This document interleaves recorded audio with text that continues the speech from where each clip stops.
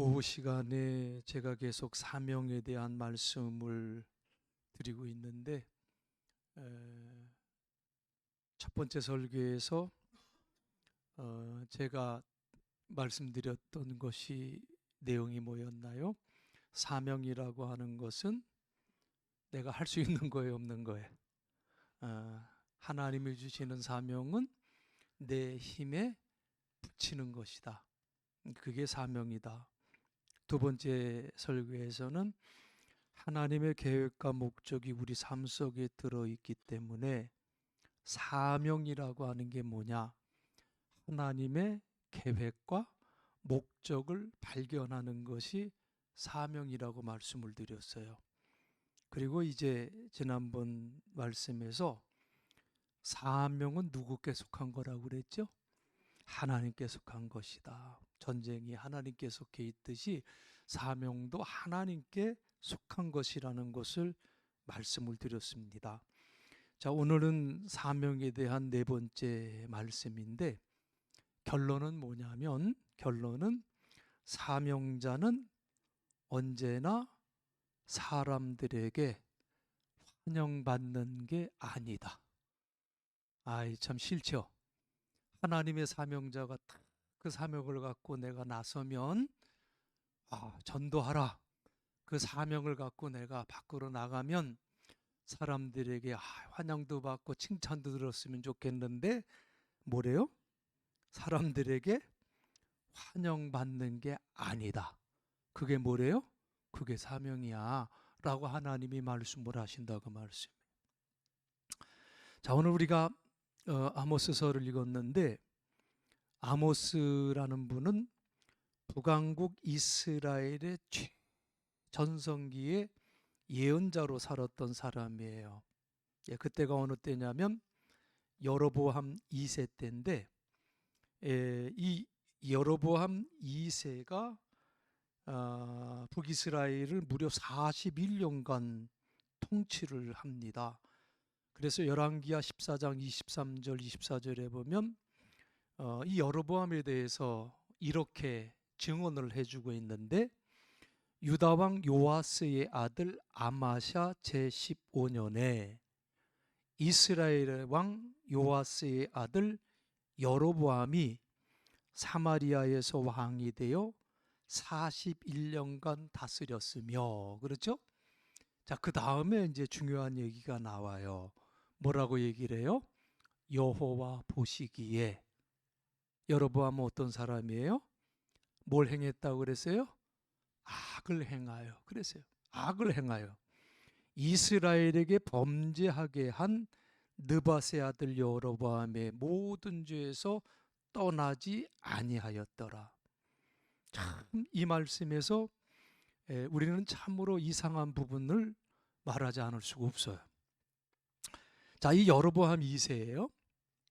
이 여로보암 2세가 나라의 국경을 아주 넓게 넓힌 사람이에요. 열왕기하 14장 25절에 보면 그 영토를 어떻게 회복했냐면은 하맛 어기에서부터 아라바까지 영토를 넓혔다. 이렇게 말을 하는데 하맛 어기라는 것은 이스라엘 최북단 경계고요. 지금은 뭐 시리아 이제 그 국경 부분이고 아라바는 사해 남쪽에 위치한 홍해의 북단 엘라시지요. 그곳까지 이어지는 계곡지대까지 여로보암 2세가 그거를 영토를 회복을 했다는 거예요. 이걸 좀 이해하기 쉽게 지도를 한번 좀 봤으면 좋겠는데 지도를 한번 떼어보면 지도가 저건 내가 준 거하고 좀 다르게 나오네. 아무튼 저기 위에 검은 부분 있죠. 그리고 이제 밑에 부분 붉은 부분까지 보면 저 아랫부분이 사울하고 다윗 때까지 통치했던 그 영토예요. 그러다가 이제 솔로몬이 왕이 되면서 그 위에 부분이 있죠. 그 위에 부분까지 검은색 거기까지 이제 솔로몬이 땅을 넓혔어요. 자, 이스라엘을 볼 때 제일 중요하게 봐야 될 그 위치를 보려면 저 사해하고 저 위에 갈릴리를 보면 돼요. 자, 그 붉은 부분 있는 데가 갈릴리, 사해가 거기 있죠. 자, 그 다음 저런 영토가 이제 마땅한 지도가 없어서 이제 그 영어로 된 지도를 이제 제시를 하는데, 그렇게 넓었던 지도가 솔로몬 이후에 분열왕국이 되잖아요. 남과 북이 갈라지잖아요.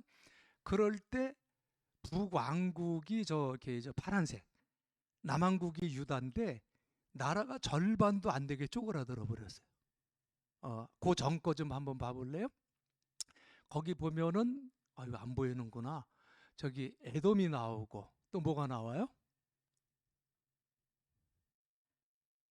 하맛도 나오고 또 아람도 나오고, 이제 그런 그 나라들을 다 거의 속국으로 삼았고요. 저기 지중해 쪽으로 저 하얗게 돼 있는 데 있죠. 저기가 블레셋이었었어요. 저 자리가 블레셋의 수도가 가사였는데, 그 가사가 지금은 어디냐면 팔레스틴의 가자 지역이라고 들어봤죠. 그 가자 지역이 저기예요.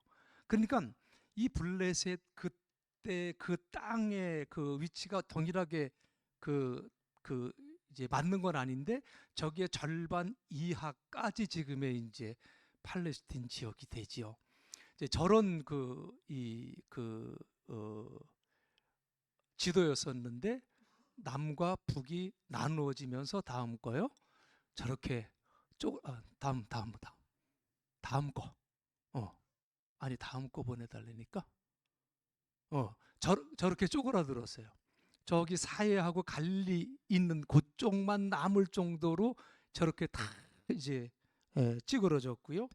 그리고 이제 그 솔로몬 시대 때에 그 속국으로 있었던 암몬과 모압과 에돔, 블레셋 이런 땅들이 다 독립을 해버린 거예요. 저렇게. 그런데 이 여로보암 2세가 41년 동안 통치를 하면서 어떻게 땅을 넓혔느냐? 세 번째 지도 좀 보여줘요. 저기 보면 이렇게 점선으로 쭉 돼 있죠. 이 점선으로 돼 있는 쪽이 맨 위쪽이 어디냐면 그쪽이 하맛이에요. 지금의 시리아 지역. 그리고 제일 밑에 보면 홍해 끝에 이렇게 걸쳤죠. 거기가 엘랏. 거기까지. 그러니까 솔로몬이 통치했을 때의 그 땅의 정도를 거의 회복을 한 거예요. 그러니까 남과 북이 분열이 되면서 아주 반도 더 되게 아주 쪼그라졌던 그 나라를, 내가 지도 줄게. 저 사진 찍지만 내 지도 줄게. 그렇게 찌그러졌던 그 나라를 이 여로보암 2세가 이 영토를 다 회복을 했어요. 그리고 솔로몬 시대와 같이 주변 국가였던 아람과 암몬과 모압과 에돔 등의 나라에도 막강한 권한을, 영향력을 행사하고 있었습니다. 국방이 튼튼해지니까 자연히 경제적인 안정도 왔어요. 네, 그런데 그럼에도 불구하고 성경은 여로보암 2세를 어떻게 평가하고 있었다고 그랬죠? 뭐라고 평가했다고 그랬어요? 24절에 보니까 하나님께서 보시기에 뭘 저질렀대요? 악을 저질렀다 그래요. 그러니까 여로보암 2세는요, 하나님 앞에서 악한 일을 저지른 왕이에요. 그러니까 우리가 이 말씀을 보면서 깨닫게 되는 게 그거죠. 결국 우리 인생의 성패가 뭐냐? 우리가 성공하고 성공하지 못한 그 기준이 뭐냐? 다른 데서 결정되는 게 아니로구나라는 것을 저는 이 성경을 보면서 다시 한번 깊이 깨닫게 돼요. 자꾸 사람들이 착각을 하는데, 소유의 많고 적음 때문에, 지식의 많고 적음 때문에, 내 지위의 높고 낮음 때문에 인생이 평가되어서는 안 된다는 거예요.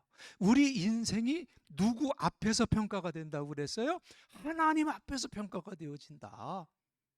성경은 그것을 우리에게 말씀을 해요.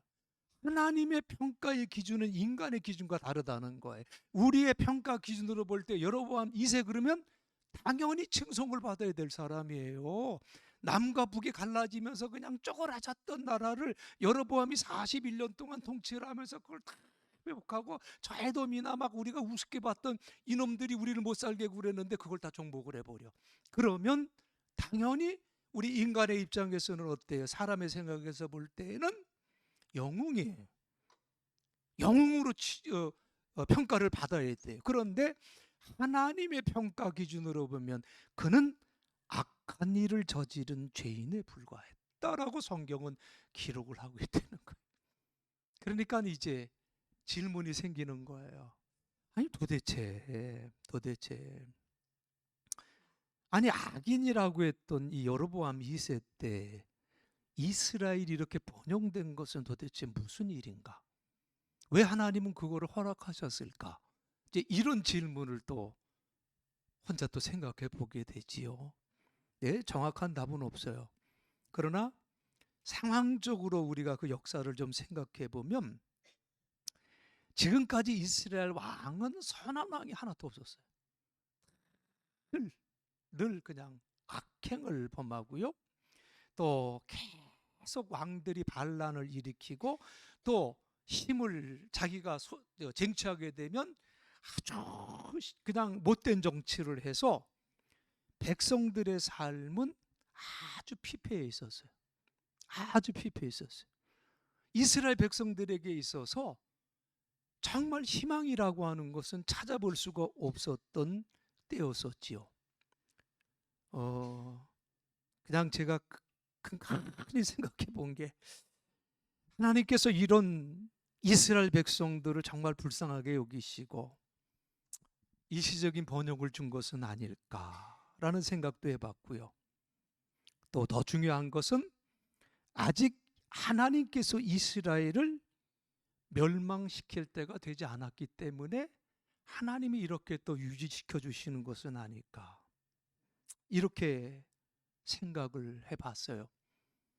그러니까 국방력의 증가와 경제적인 번영 위에 지금 뭐가 드리워져 있는가 하면 멸망의 그림자가 짙게 드리워져 있는 상황이 바로 이때로구나.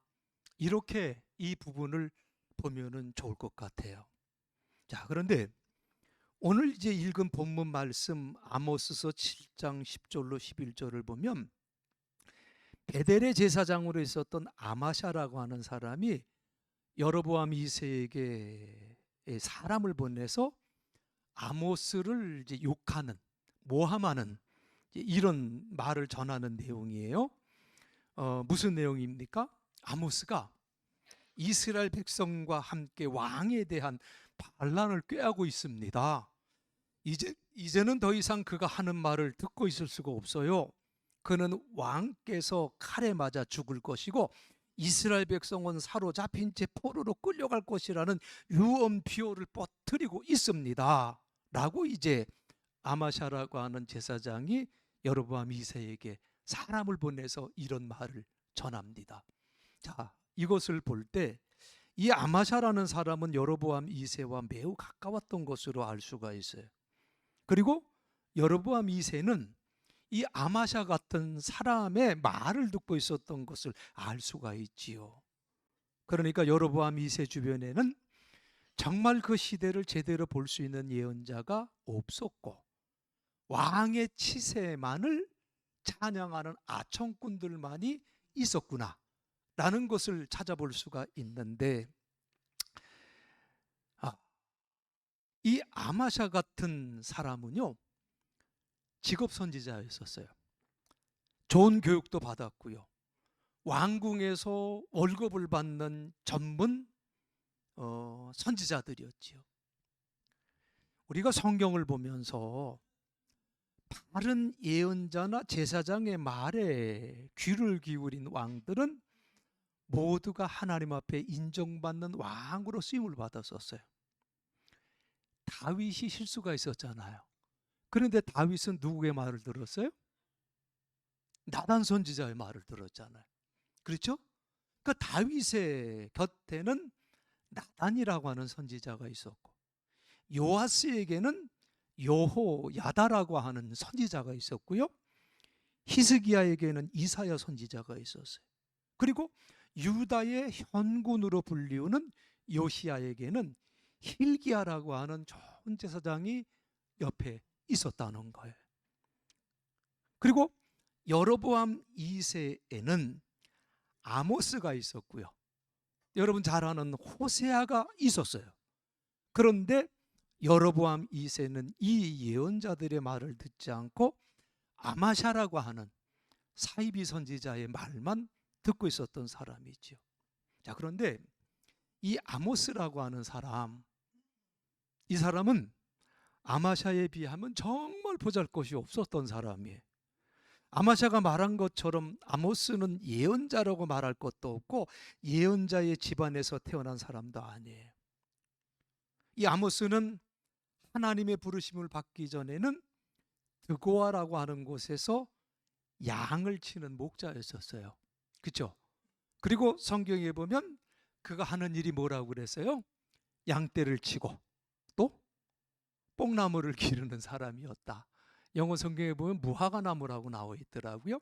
그 아마샤는 양을 치는 목자였었어요. 뽕나무를 기르는 사람이었었어요. 드고아라고 하는 지역은 베들레헴에서 남쪽으로 한 8km 정도 이제 떨어진 유다의 산골 마을이었는데 아주 촌이죠. 굉장히 촌이었는데 아모스서 7장 15절에서 그가 고백한 대로 하나님은 어느 날 양을 치고 있던 그를 불러서 가서 내 백성 이스라엘에게 예언하라 그랬어요. 나의 말을 전하라. 이렇게 하나님이 어느 날 갑자기 양을 치고 있었던, 뽕나무를 기르고 있었던 아모스에게 이 말씀을 주시는 거예요. 여러분, 우리가 이 말씀을 주목해서 보아야 될 필요가 있어요. 주목해서 봐야 될 게 뭐냐면 특별한 사명감이 없이 아주 평범한 삶을 살았던 사람이에요. 그죠? 이 아모스라는 사람이에요. 평범하게 살았던 이 드고아의 목자를 하나님이 어느 날 부르셨다는 거예요. 하나님이 어느 날 부르셨다. 양치고 뽕나무를 기르던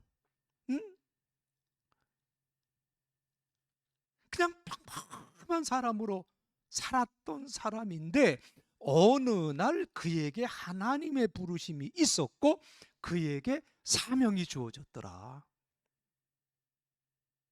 하나님의 부르심을 받기 전에 이 아모스에게는 아무런 특이한 점을 찾아볼 수가 없어요. 그 부름 받기 위해서 어떤 준비를 했던 것도 아니었었어요. 그러니까 이 아모스를 생각해 보면 생각해 볼수록 참 이해하기 어려울 정도로 흥미로운 부분들이 있어요. 자, 아모스는 어디 나라 사람이에요? 남이에요, 북이에요? 오늘 성경에 보니까 남유다 사람이라고 그래서 드고아라고 하는 것이 베들레헴 밑쪽에 있었으니까 유다 사람이 남쪽 사람이에요. 그리고 이제 북쪽 그 이스라엘은 여로보암 2세가 통치를 하면서 아주 나라가 굉장히 강해진 그러한 나라가 되고 있어요. 하여튼 북왕국은 지금 최고의 전성기를 누리고 있었어요. 그리고 그 여로보암 주변에는 전문적인 훈련을 받은 아마샤와 같은 직업 예언자들과 제사장들이 진을 치고 있었어요. 그런데 하나님은요, 그런 북왕국 이스라엘에게 하나님의 메시지를 전하기 위해서 어디에 살고 있었던?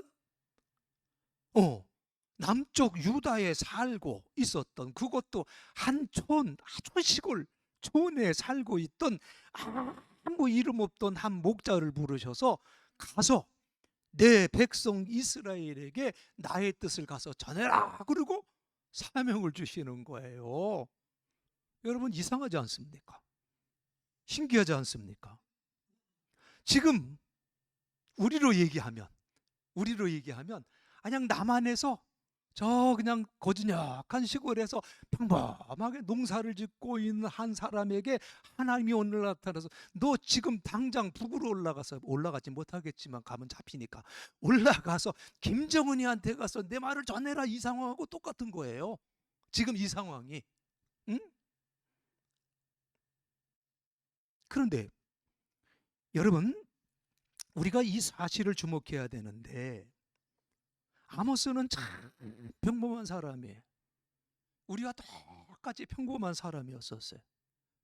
그런데 이 평범한 사람이 하나님께서 주시는 사명을 깨닫게 될 때, 하나님이 주시는 사명을 깨닫게 될 때 그 순간부터 그는 비범한 사람이 된다. 아멘. 깨닫는 순간부터 비범한 사람이 되고, 깨닫는 그 순간부터 그는 존귀한 사람이 되는 거예요. 이걸 우리가 깨달아 알아야 돼요. 여러분 보세요. 아모스가 사명을 받는 이 말씀 얼마나 단순합니까? 정말 단순해요. 어느 날 하나님은 나에게 말씀하셨고 나는 그 말씀에 어떻게 했다? 순종했습니다. 이게 다야. 이렇게 단순한 부름이 어디 있었어요? 하나님은 이스라엘에, 그 북이스라엘에 하나님의 말씀에 순종하는 사람을 찾을 수가 없었던 것 같아요.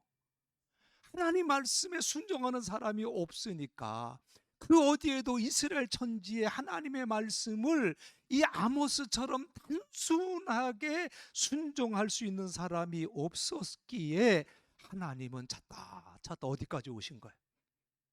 응?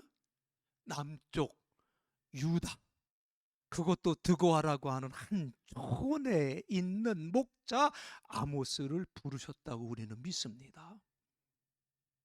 왜 이 말씀을 드리냐면 오늘 우리는 생각이 참 많아요.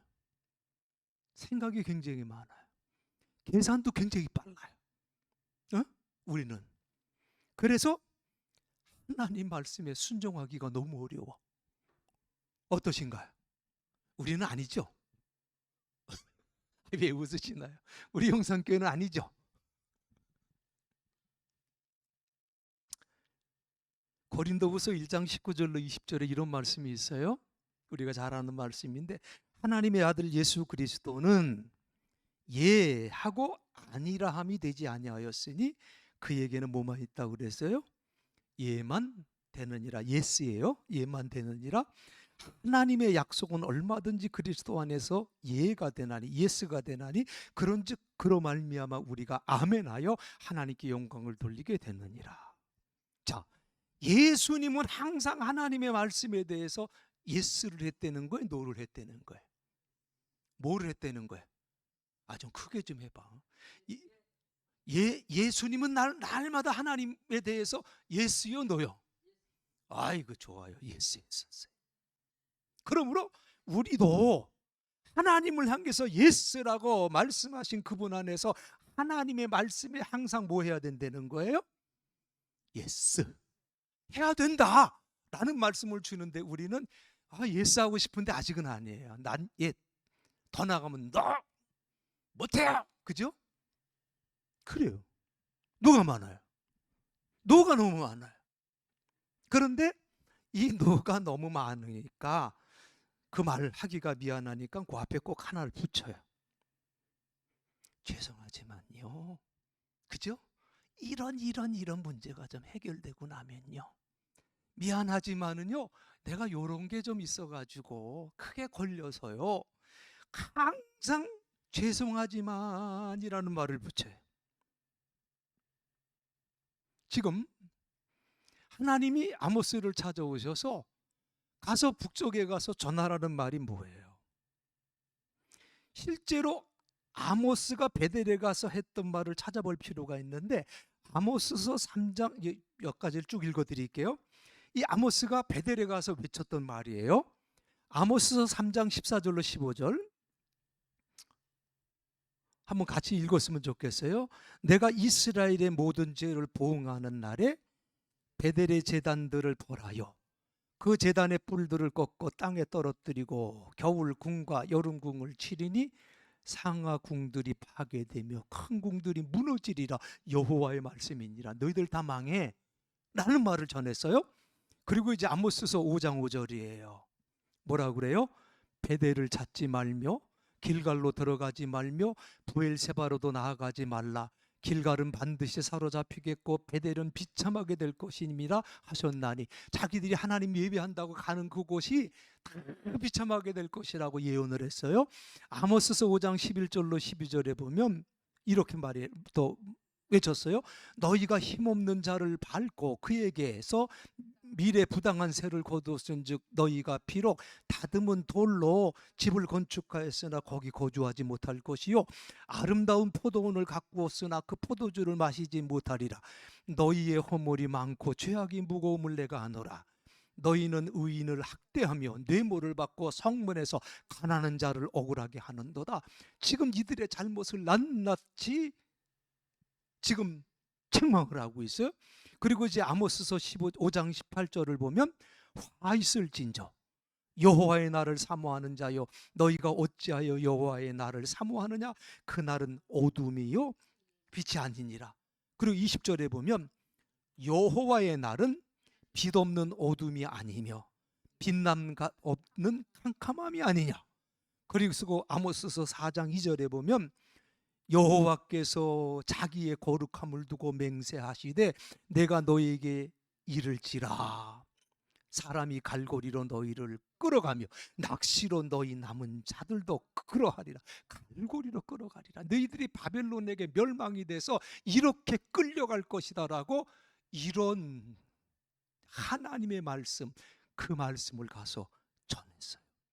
하나하나가 저주예요. 하나하나가 다 책망이었었어요.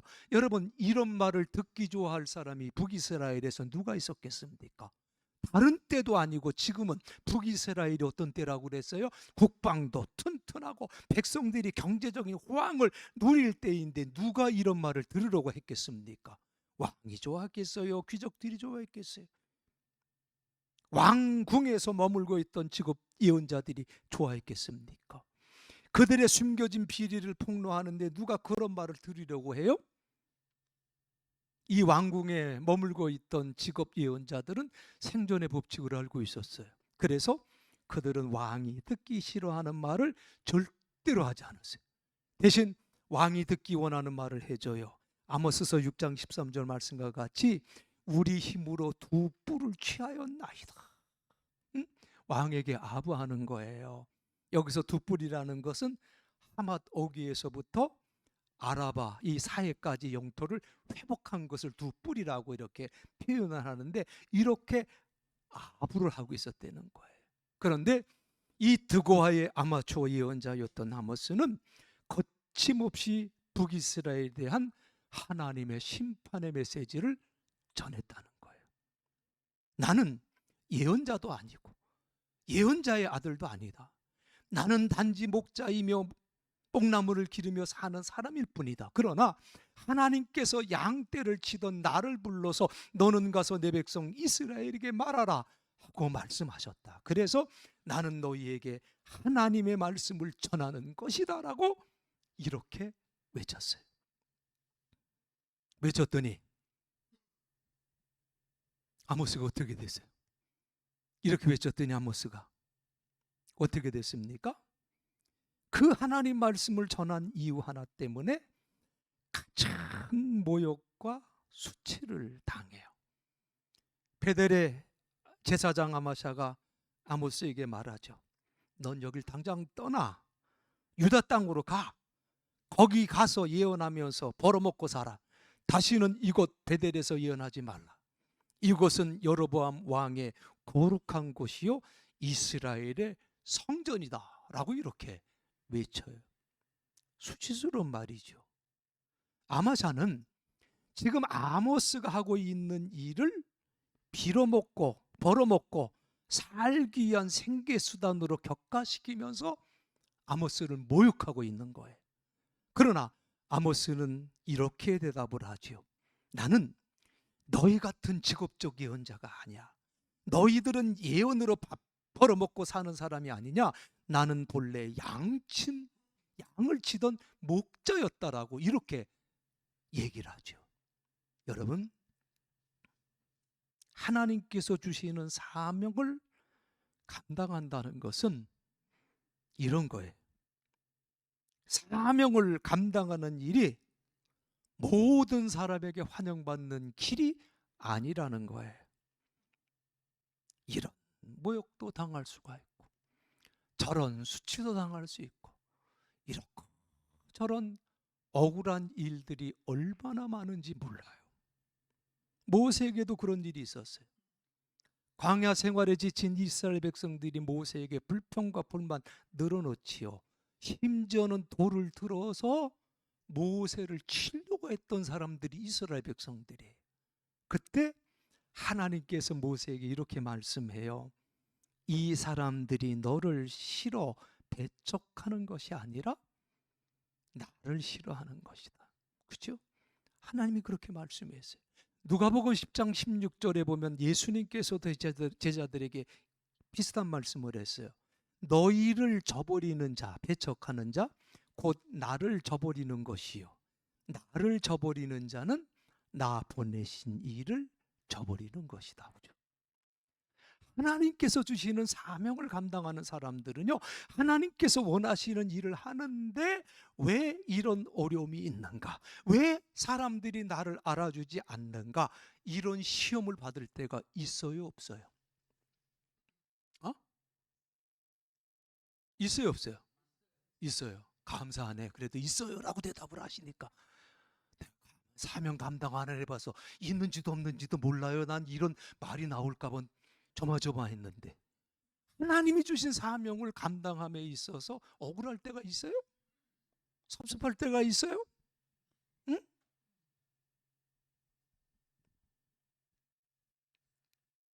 이러한 시험을 이겨내야 돼. 억울하고 섭섭하고 힘든 일이 있을 때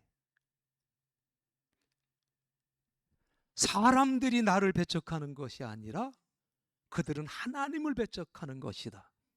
이 말씀을 기억하시고 여러분 용기 내시고 결코 하나님의 사명을 감당함에 있어서 소망을 잃지 마시기를 바랍니다. 그리고 동시에 우리가 알아야 될 것이 뭐냐면 하나님의 사명을 감당하는 것은 늘 외롭고 힘든 것만은 아니다. 외롭고 힘들지만 그럼에도 불구하고 외롭고 힘든 것만은 아니다. 왜요? 누구의 위로가 있어요? 하나님의 위로가 있어. 하나님의 위로가 있으니까 40여 년 목회도 할 수 있는겨. 사람만 보면 못해요. 여러분들이 사명을 감당함에 있어서 사람만 바라보면 아무것도 못해. 뭐가 있기 때문에?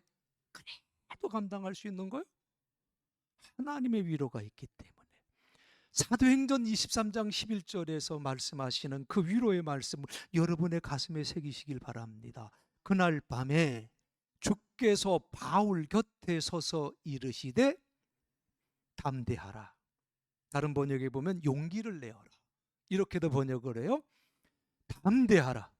내가 예루살렘에서 나의 일을 증거한 것 같이 로마에서도 증언하여야 하리라 하시니라. 주께서 그 밤에 누구 곁에 서 계셨다고요?